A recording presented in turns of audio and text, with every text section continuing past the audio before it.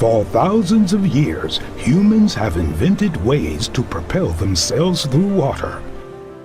But long before humans invented their propulsion systems, nature developed its own methods of moving through liquid space, not only in fish and other large aquatic creatures, but in organisms so tiny they cannot be seen by the naked eye. Perhaps the most amazing propulsion system on our entire planet is one that exists in bacteria. It's called the flagellum, a miniature propeller driven by a motor with many distinct mechanical parts, each made of proteins. The flagellum's motor resembles a human-designed rotary engine. It has a universal joint, bushings, a stator, and a rotor. It has a drive shaft and even its own clutch and braking system. In some bacteria, the flagellar motor has been clocked at 100,000 revolutions per minute. The motor is bidirectional and can shift from forward to reverse almost instantaneously. Some scientists suggest it operates at near 100% energy efficiency. All of this is done on a microscopic scale that is hard to imagine. The diameter of the flagellum motor is no more than 5 millionths of a centimeter. The bacterial flagellum is one of many molecular machines that scientists have discovered in the last several decades, including energy-producing turbines, information copying machines, and even robotic walking motors. The origin of these exquisite examples of nanotechnology is a mystery that has generated heated controversy among biologists over the past 2 decades. And it's a mystery that has transformed one man into a scientific rebel, willing to challenge one of the most cherished ideas of the scientific establishment.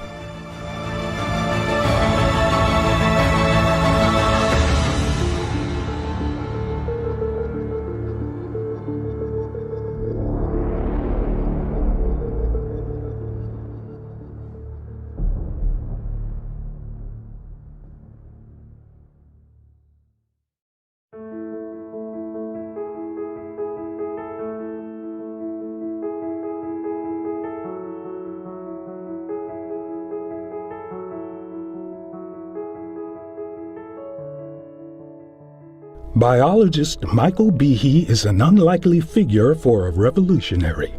I never was interested in stirring up the pot just for fun. I'm basically shy. I don't like to give anybody unnecessary trouble.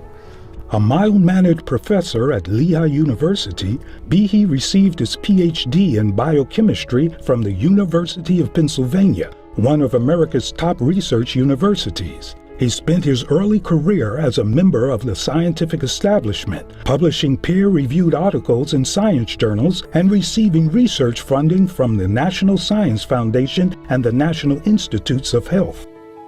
But by the early 1990s, Behe was toying with heresy. Another aspect of my personality is that I'm stubborn. If I see something and I mention it and nobody has a good reason that they can answer me with, I'll stick with it. And especially in this area. I'm a scientist. I'm supposed to want to know how biochemical systems came to be. Behe found himself with growing doubts about one of the central tenets of modern biology, Darwinian evolution. According to the modern version of Darwin's theory, known as neo-Darwinism, even the most complicated biological features originated through a process of natural selection, sifting through random mutations or copying errors in the genetic instructions stored in DNA. For example, a random genetic mutation might give a particular bird a slightly longer beak. This small change could help the bird survive better, and eventually its offspring with longer beaks would come to dominate the population. A longer beak size might not seem all that important, but Darwinian theory asserts that over time, many similar unintended changes could accumulate, ultimately producing an organism radically different from its original ancestor.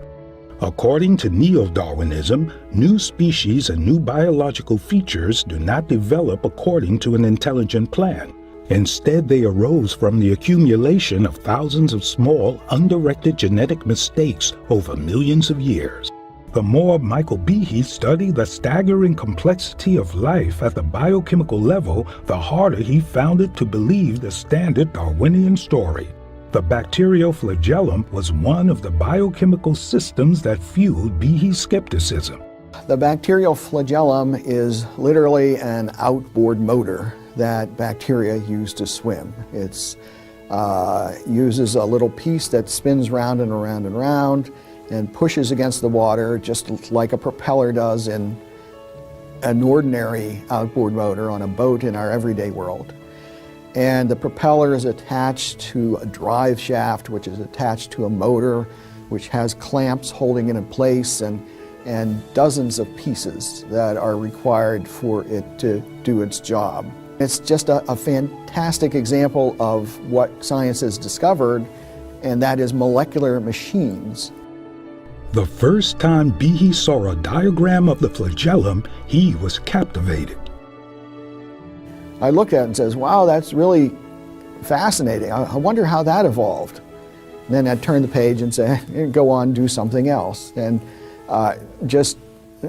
any skepticism was defeated by assuming that somebody must know this, because everybody says Darwin's theory is true. But then Behe read a book by geneticist Michael Denton.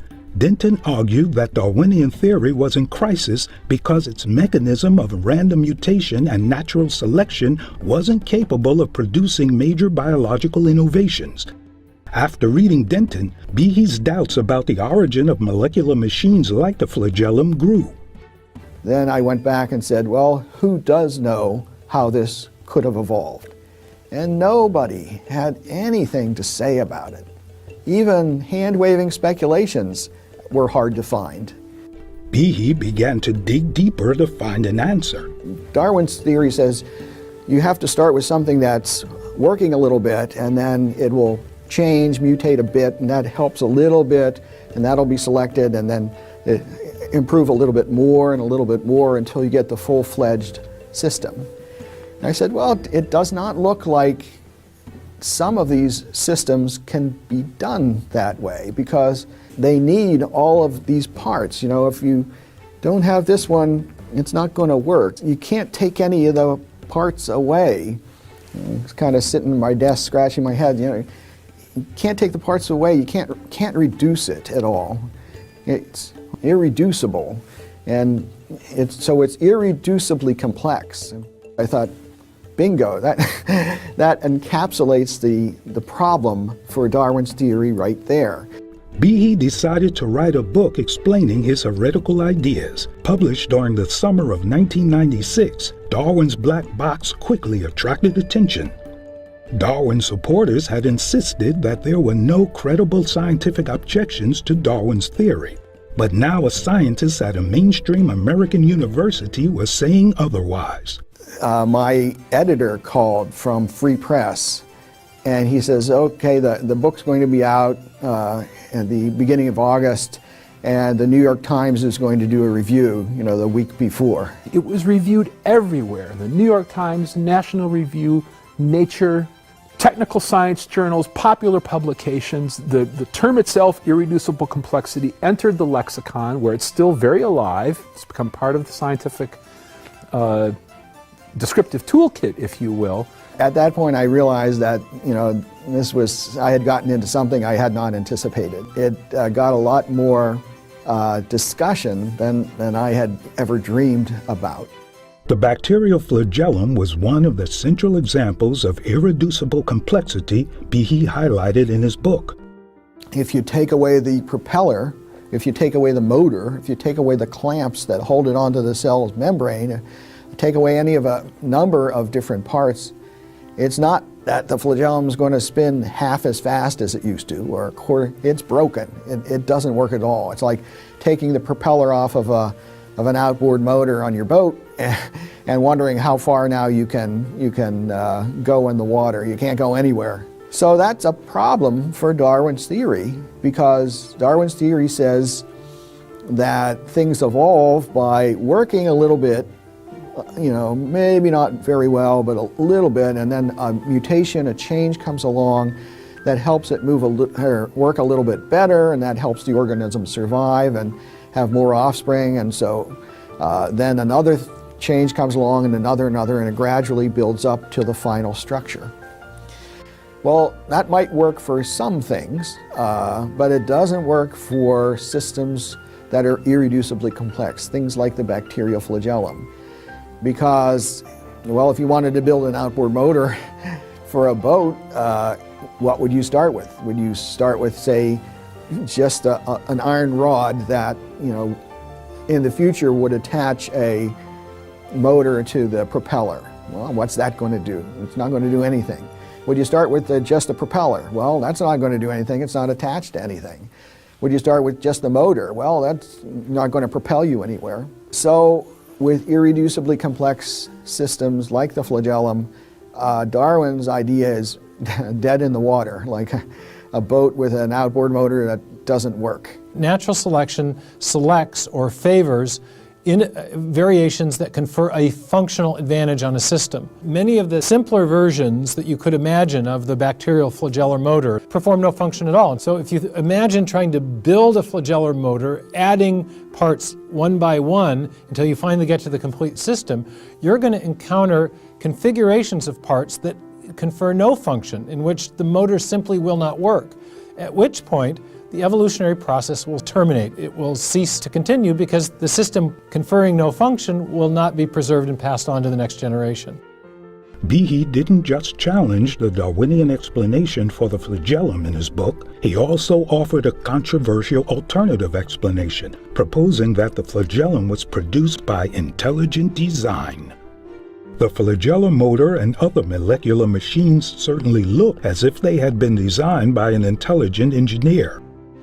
But Darwin and his modern followers claim that the unguided mechanism of natural selection and random variation could mimic the powers of a designing intelligence, giving rise to the illusion of design in nature.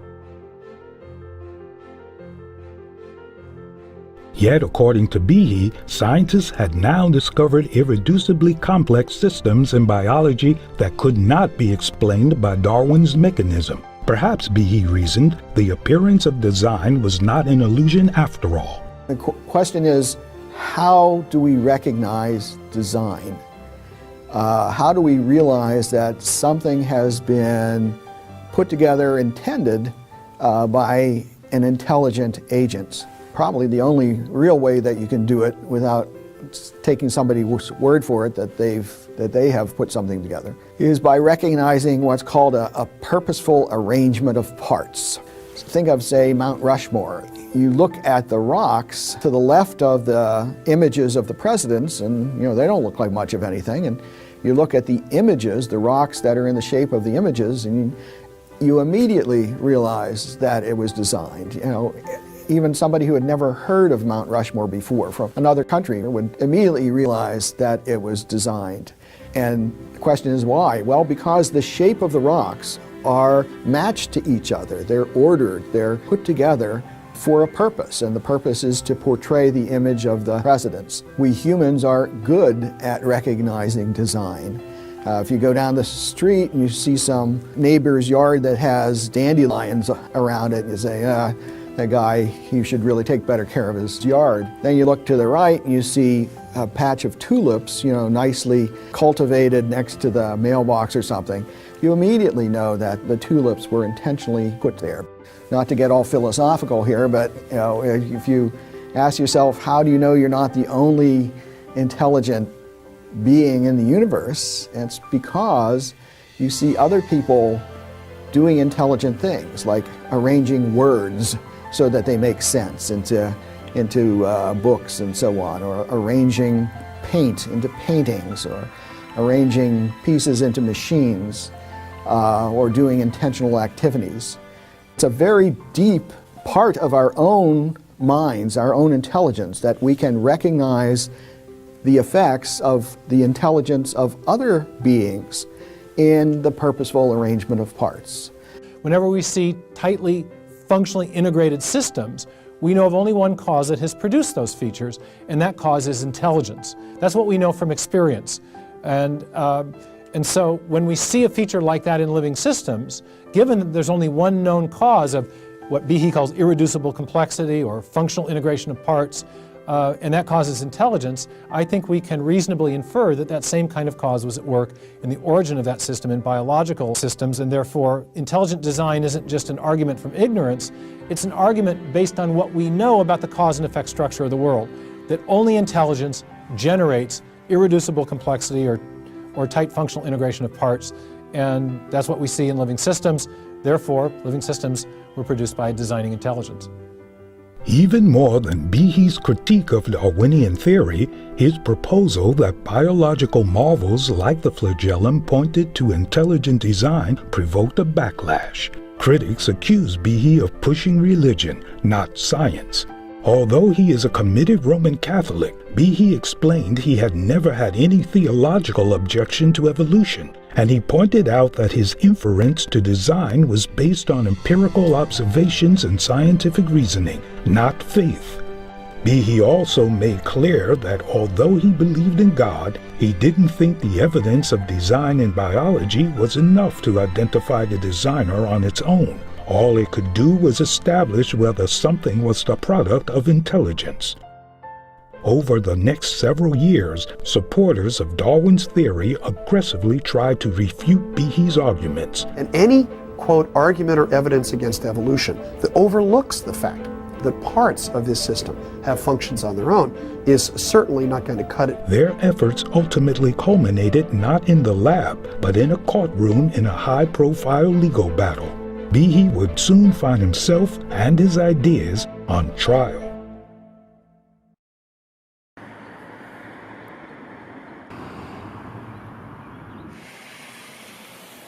Today, the small town of Dover in southeastern Pennsylvania looks peaceful.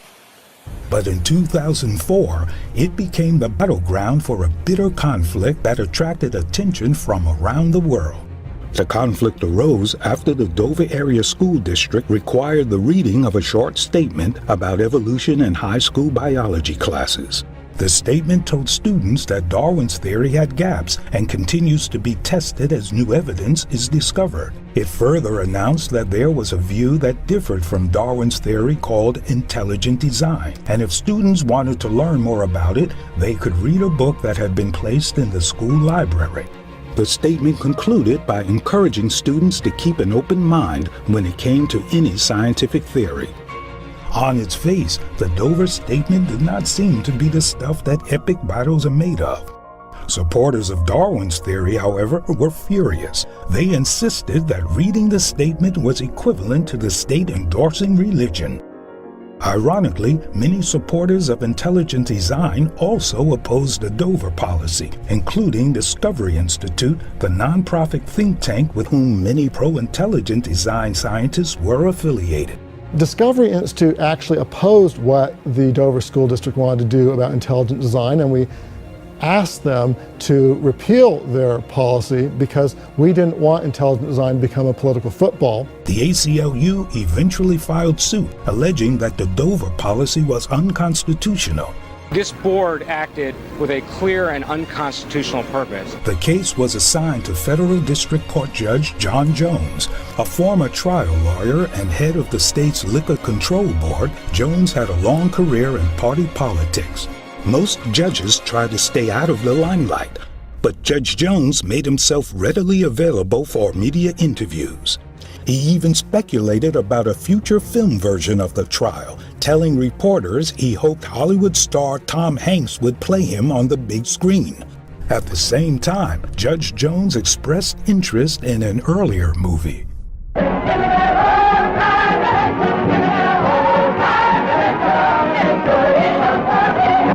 My friends, man did not evolve from the ape, but the ape devolved from man.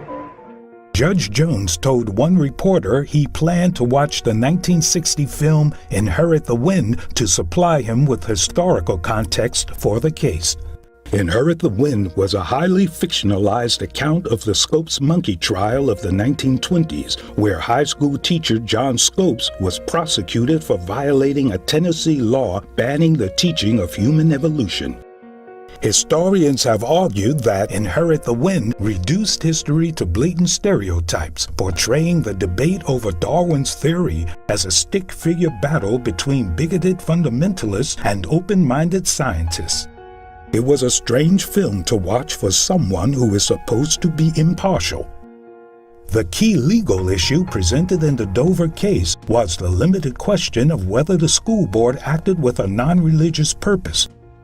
But lawyers on both sides wanted to expand the focus to place intelligent design itself on trial. Intelligent design is not science. Intelligent design is just creationism in its new name.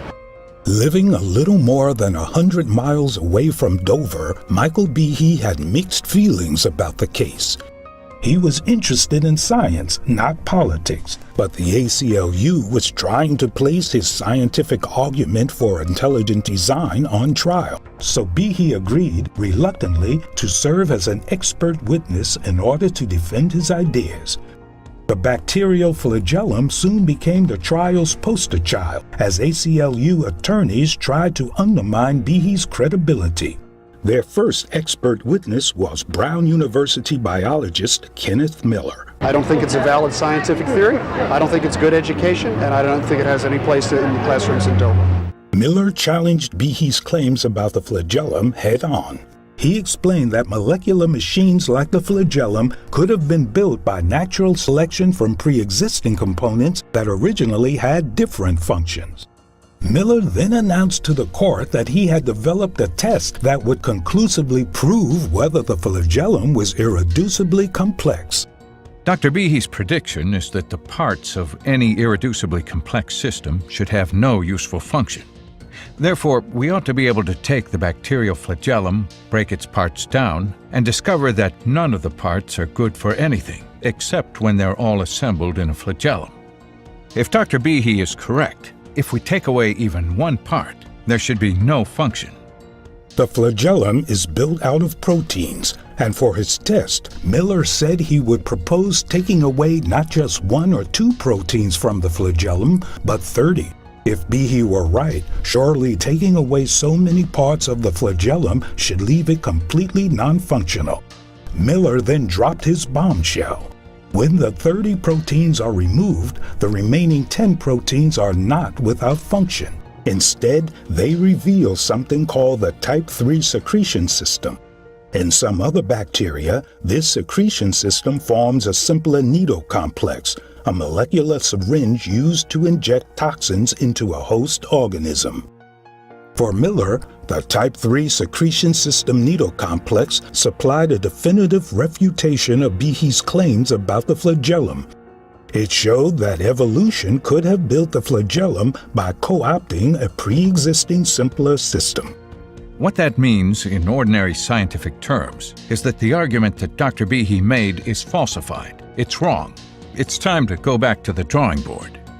9 days later, Behe himself took the stand and offered a detailed refutation of Miller's claims. Behe argued that Miller had misrepresented his idea of irreducible complexity.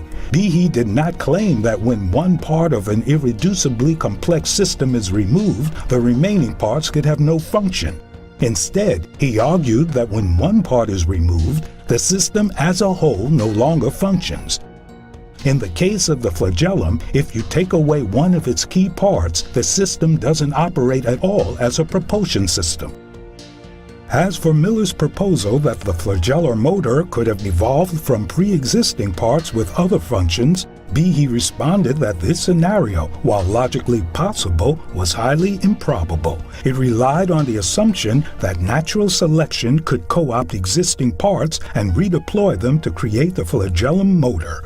There are some examples where I think such a thing can happen, but that's not going to help in irreducibly complex systems like, again, the flagellum.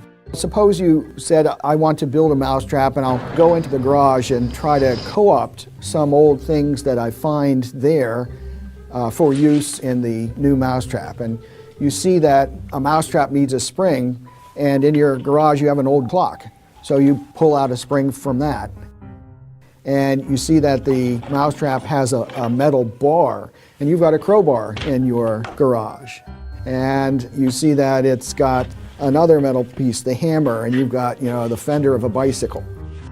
Well, you can't make a mousetrap from all those pieces because they have been fit for their other roles, and they will not work as pieces of mousetrap unless they are extensively reworked or refitted, and that, of course, is intelligent design. Even under a Darwinian view, you would not expect pieces to be laying around that would be fit for roles in other complex systems, because you would expect natural selection to shape them very tightly to the role that they are currently fulfilling. And so to be used for something else, they would have to be reshaped, retooled before being used, and then you have the problem with irreducible complexity all over again. But what about Miller's bombshell, the type 3 secretion needle complex? Didn't that prove that the flagellum had evolved from a simpler structure through undirected natural selection? Behe had a surprise of his own. He pointed out that a number of evolutionary biologists actually thought the needle complex had evolved after the flagellum. And if the needle complex arose after the flagellum, there is no way it could have been used by the evolutionary process to build the flagellum. In fact, it was possible that the needle complex actually devolved from the flagellum. But if that's the case, that doesn't help Darwinian evolution at all, because having a fantastic machine which degrades to give a simpler machine is not an impressive example of the power of Darwinian evolution. That might be compatible with intelligent design. It's certainly incompatible with Darwin's theory, or at least it doesn't help it at all. But there was an even more fundamental problem with Miller's hypothesis, according to Behe. Even if the needle complex had existed before the flagellum, that fact alone did nothing to show how it could have been transformed into the flagellum by natural selection acting on random genetic changes. It's not enough for advocates of co-option to identify a single possible intermediate structure. Instead, they must show that a series of intermediate structures existed that could have maintained some function at each stage in the evolutionary process. But in the case of the bacterial flagellum, experimental evidence casts doubt on that idea. We know from genetic knockout experiments that the 29-part, the 28-part, the 27-part, the 26-part version of that machine simply will not function. It will not work as a rotary engine. And so building up through those stages of non-function is not going to happen, because there's nothing there that will confer a functional advantage on an organism that will then be passed on to the next generation. And therefore, the evolutionary process will terminate when it encounters one of those non-functional thresholds in this alleged sequence from something simpler to the flagellar motor. In the final days of the trial, Behe's testimony was backed up by another biologist named Scott Minnick. A microbiology professor at the University of Idaho, Minnick had conducted lab research on the flagellum. The year before, Minnick had come out in the scientific community as a supporter of intelligent design. He co-authored a paper for a scientific conference with philosopher of science Stephen Meyer. In the paper, Minnick and Meyer argued that the flagellum was best explained by intelligent design. As Minnick told the court, his decision to submit the paper had been a difficult one. At the time, he was in Iraq as a member of the Iraq Survey Group, searching for biological and chemical weapons for the U.S. government. Things had begun to deteriorate in terms of the military situation at that time. We had a deadline to get this paper submitted. It was looking at the flagellum as an argument for irreducible complexity and intelligent design. Steve had made his final edits. I had made mine. I was in the top of the Perfume Palace in one of Saddam's complexes near the airport. this large dome structure up on the top floor. And the deadline was midnight in London to get this paper in to participate. And I was hesitating, do I really want to do this? What are the consequences? Am I going to lose my job? Am I going to be able to support my family? I was alone up there with one other young military, I think it was a corporal. And just then a mortar round went off. I estimated that it was about 300 meters away. That catches your attention. I mean, it's a pretty loud explosion. But then another one came in a few seconds later, and this one was much closer, probably about 200 meters we were estimating. And then another one came in. Whoever it was were walking these rounds right towards, the Perfume Palace. And so then I said, well, I may not be here tomorrow. Boom, I hit the send button and it was done. Minnick's decision to testify at Dover proved to be personally costly. There were people in my university, I don't know who they were, but they went to the president, complained.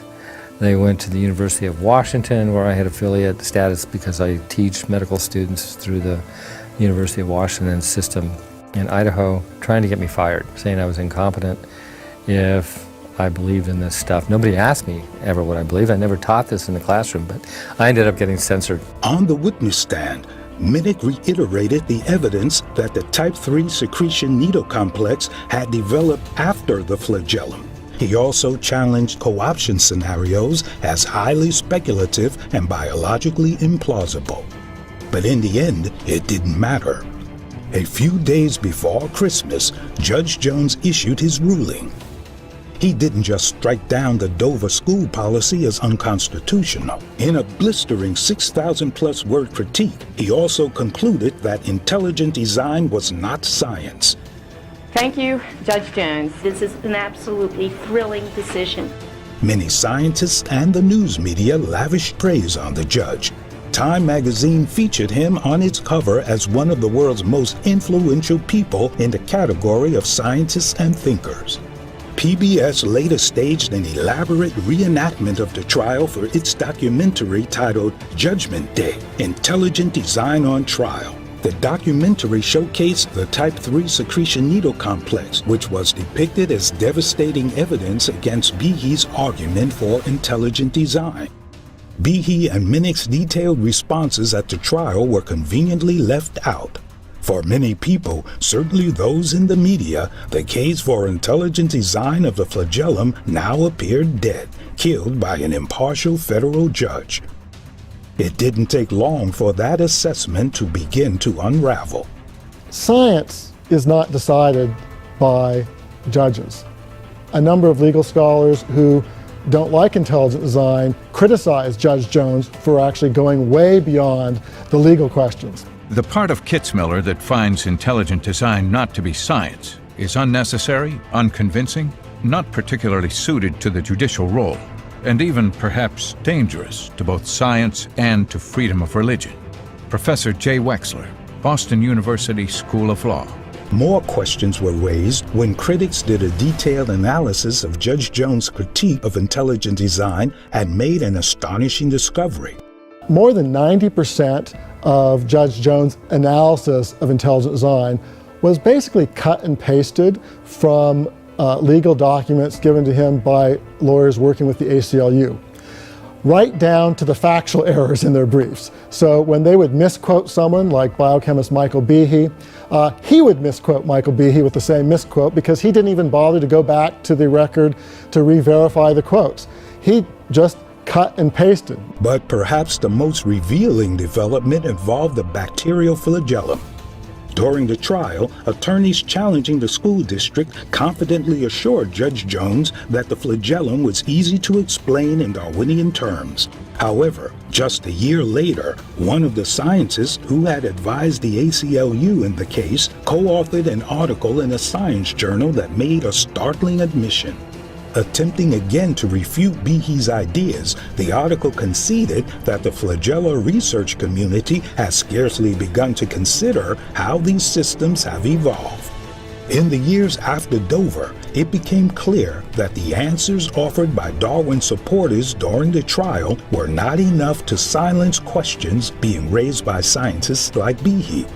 The controversy over new scientific challenges to Darwin was continuing to spread, not only in America, but around the world.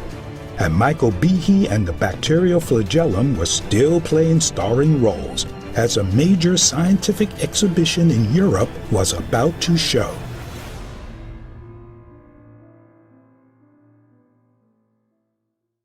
In 2009 marked the bicentennial of Darwin's birth and the 150th anniversary of his landmark book On the Origin of Species. Around the globe, supporters of Darwin planned a year-long celebration. In Germany, one of the largest Darwin anniversary events took place in the city of Stuttgart at its State Museum of Natural History. The exhibition was directed by German paleontologist Günter Beckley, one of the museum's curators. We had about 100,000 visitors, and the complete exhibition, together with a program that was accompanying this exhibition, was one of the largest, if not the largest event in the course of the Darwin Year celebrations in Germany. Beckley decided to use the exhibition not just to celebrate Darwin's theory, but to make clear to the public that there was no debate about Darwin's ideas among scientists. In order to refute the growing idea of intelligent design, Beckley decided to include a display on the bacterial flagellum. The reason why we selected the flagellum as the poster child to basically expose intelligent design was that the bacterial flagellum has a kind of iconic status. We built a mobile model of the bacterial flagellum and had this animation to show that it could originate naturalistically. The exhibit highlighted the type 3 secretion needle complex as an explanation for how the flagellum could have evolved. In addition to an exhibit about the flagellum, Beckley came up with a display to dramatize for visitors the overwhelming scientific evidence for Darwin's theory. It was a balance with books on it. And the plan was, on one side of the balance, we would have all the books against evolution, books by creationists, intelligent design proponents. And on the other side of the balance, we would have one book, The Origin of Species, but the balance goes down on the side of the one book because this is the real heavy evidence. But the display didn't have quite the result Beckley intended. And I made one big mistake. I read the books on the lightweighted side, the apparent lightweighted side.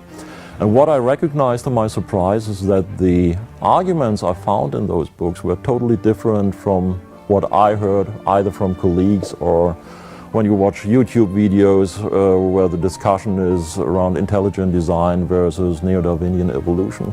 And I had the impression on one side that those people are mistreated, their position is misrepresented, and on the other hand that these arguments are not really receiving an appropriate response and they have merit. One of the books Beckley read was Darwin's Black Box. I read Darwin's Black Box, where he basically introduces this concept of irreducible complexity. Beckley soon realized that proposed Darwinian explanations for the origin of the flagellum didn't work. The type 3 secretion needle complex was no help because it probably developed after the flagellum. This is a reduced flagellum motor and not a precursor of a flagellum motor. In addition, the suggestion that natural selection could have gradually built a flagellum by co-opting parts from other systems didn't make sense.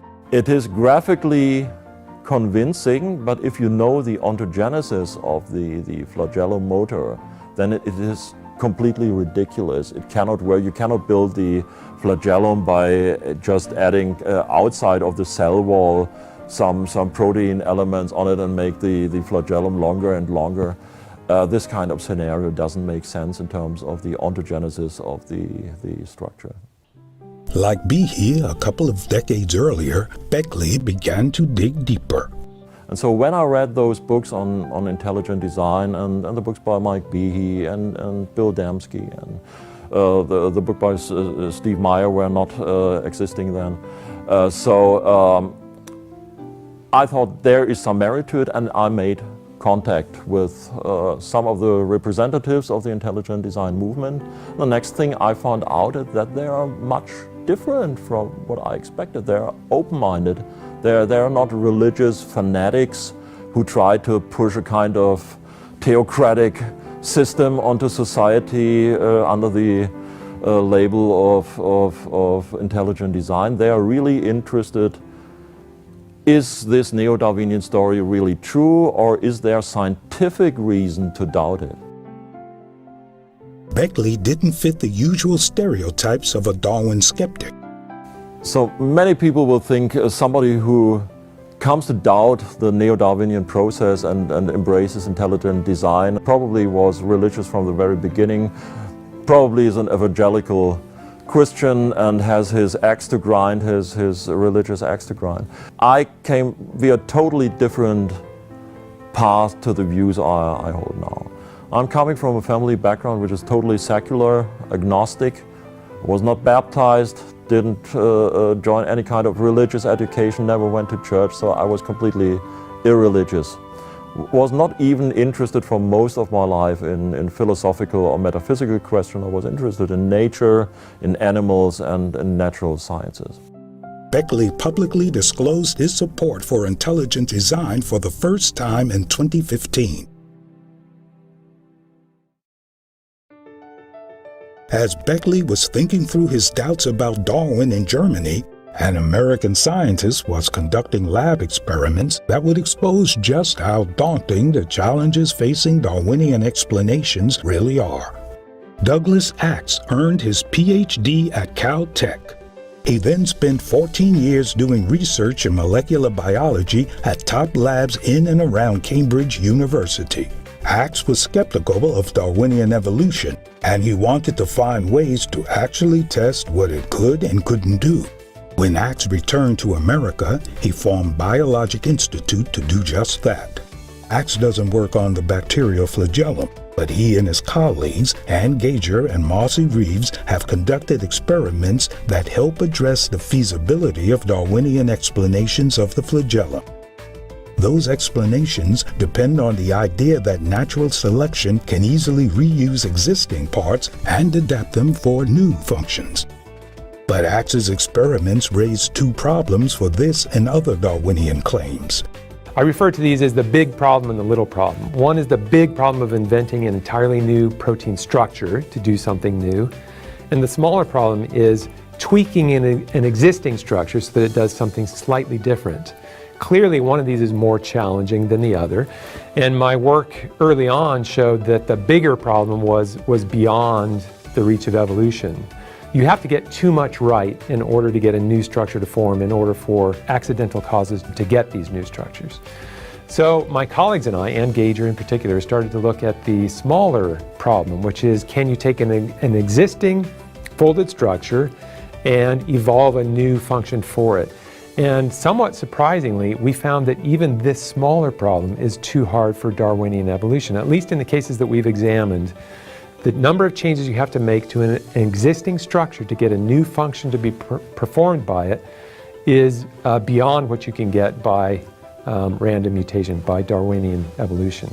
Critics of Behe had suggested that natural selection could build complex new machines such as the flagellum by co-opting simpler molecular machines made up of several protein parts.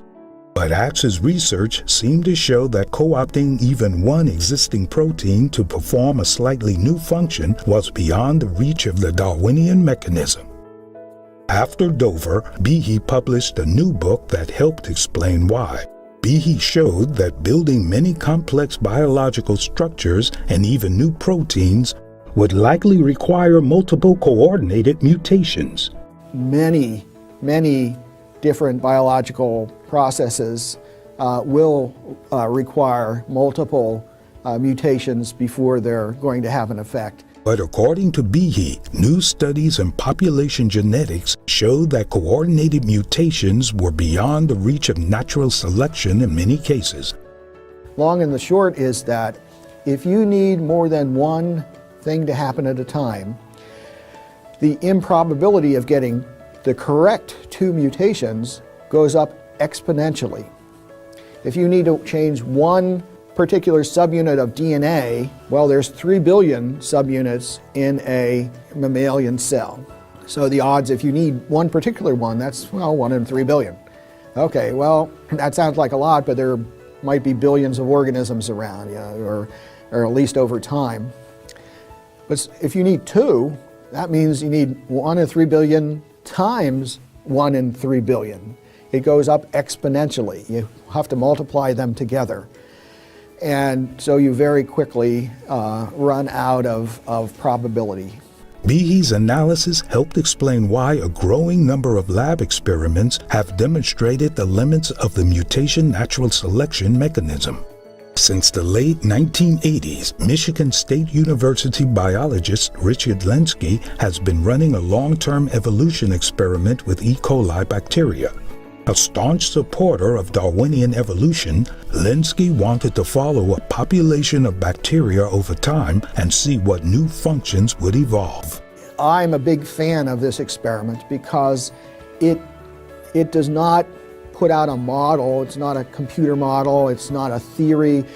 What he did was let evolution happen on its own and say, what did it do? By 2014, Lenski and his researchers had grown over 60,000 generations of bacteria. That's equivalent to, say, a million years in the lifespan of a large animal like us.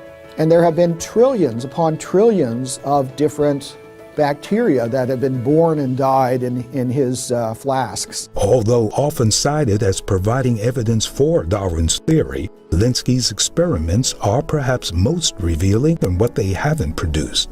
We don't find a new protein with a new fold with a new function.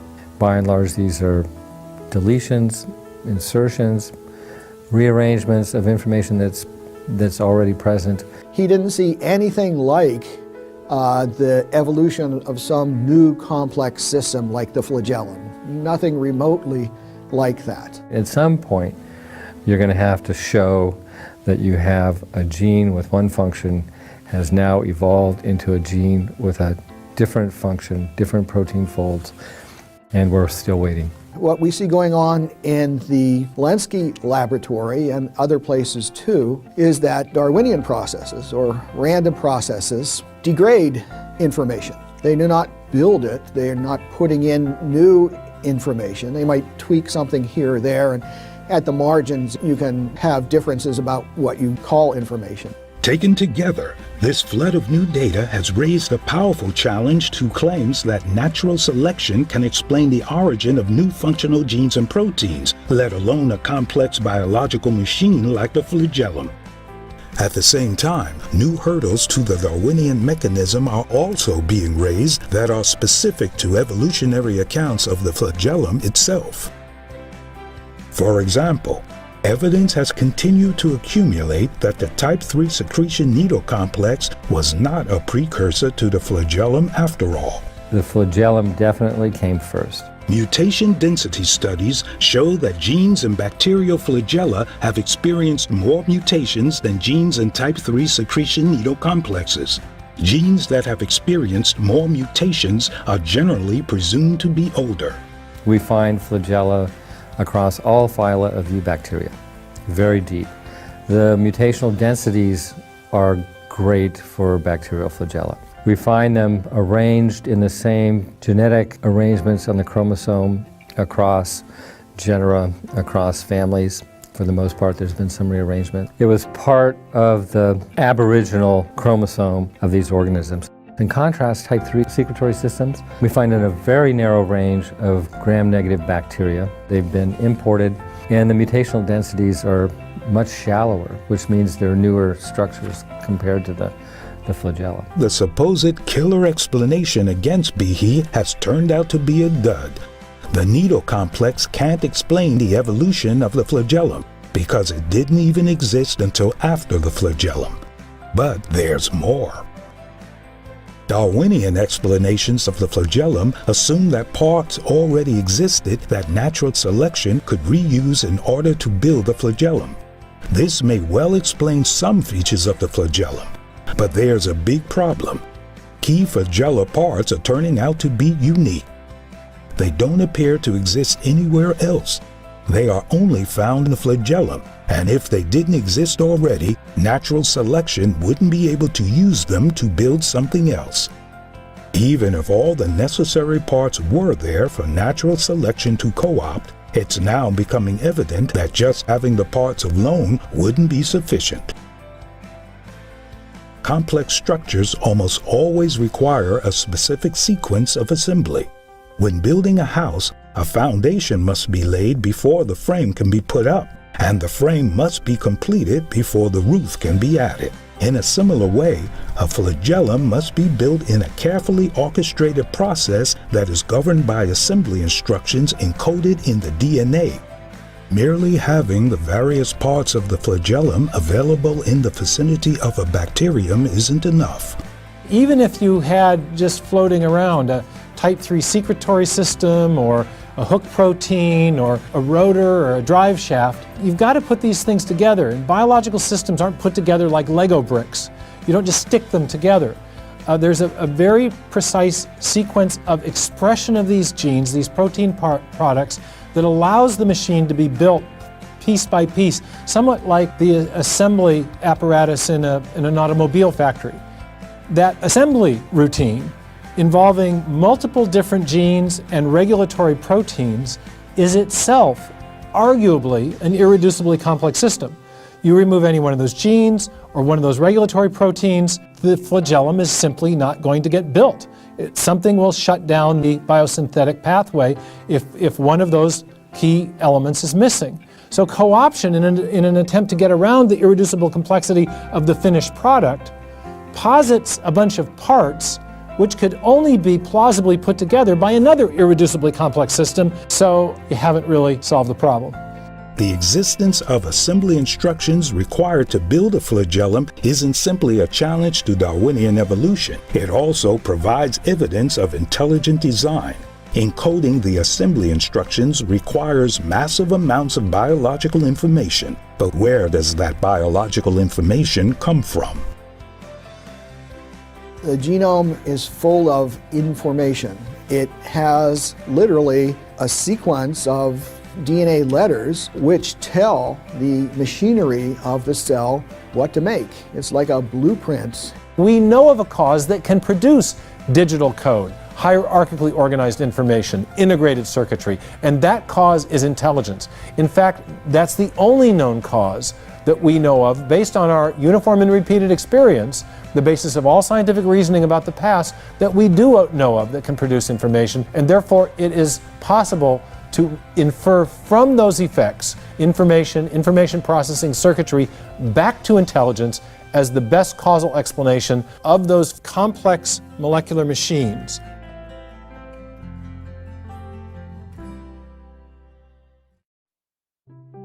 More than 2 decades after the publication of Darwin's Black Box, the challenges to Darwinian explanations of molecular machines like the flagellum have become even more daunting.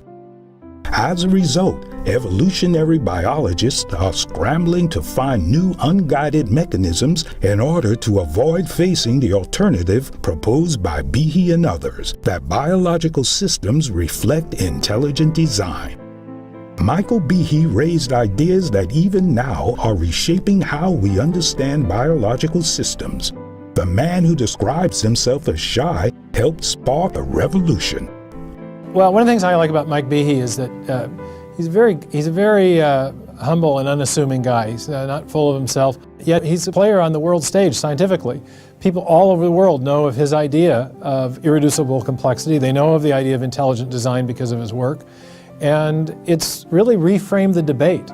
Whether you agree or disagree, one way or another, you've got to now address the question of the origin of these irreducibly complex systems that we find in living systems, whether we're talking about the flagellar motor or the ATP synthase or the kinesin walking motor protein or the circuitry or the gene expression system or whatever it is. The biology inside the box is really complex, and it's an integrated and functional complexity that requires some kind of an explanation. And I think just by highlighting that, Mike has reframed the debate in a way that I think has changed the way people think about biology in the 21st century. For Behe, the most satisfying part of his intellectual journey isn't getting recognition, it's opening minds. I remember in particular a time I was talking at the University of Massachusetts at Amherst, and also on the stage and also talking, it was not really a debate, but a kind of a different perspectives on issues, was a lady named Lynn Margulis, who was a very prominent biologist, a member of the National Academy of Sciences. And there were about 1,000 students in the audience. There was reporters from the New York Times. The president of the university was there. It was great. And after discussing it, I had a number of students come up saying exactly that they hadn't thought about it from this perspective before. They thought either that you had to be for evolution, quote unquote, or for creation, quote unquote, or that, you couldn't have scientific reasons for being skeptical of Darwin's theory. And they kind of scratch their heads and say, I'll have to think about that. And that's the moments that a teacher like myself just lives for.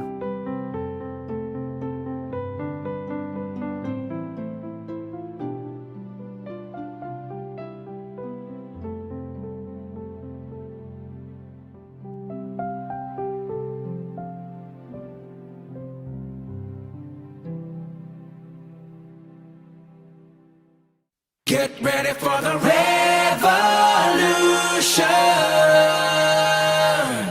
It's coming to you now. It's coming to you now. Rising up, now the tide's turning. Feel the heat, yeah, the fire's burning. No hesitation, our generation leads us onward. Start the clock, now the game's changing. Curtains up and the lights are blazing. We're never gonna turn this dream around. Get ready for the revolution.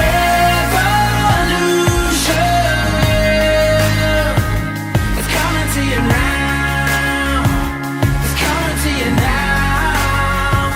You're witnessing an evolution. And they'll never bring us down.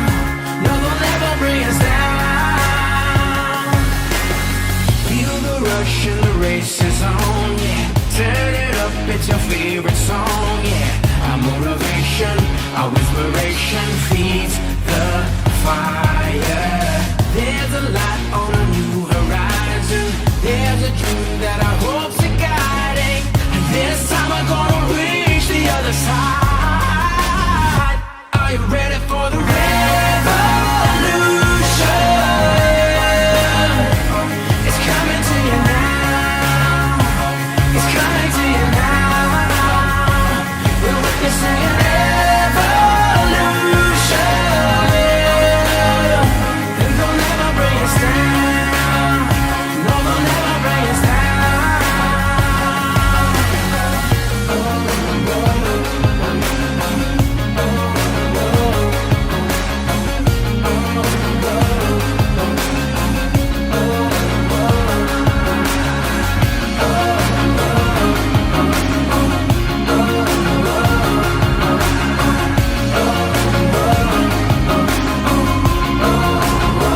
Get ready for the revolution. It's coming to you now. It's coming to you now. You're witnessing an evolution. And they'll never bring us down. No, they'll never bring us down. Get ready for the revolution. It's coming to you now. It's coming to you now. You're witnessing an evolution. And they'll never bring us down. No, they'll never bring us down. Get ready for the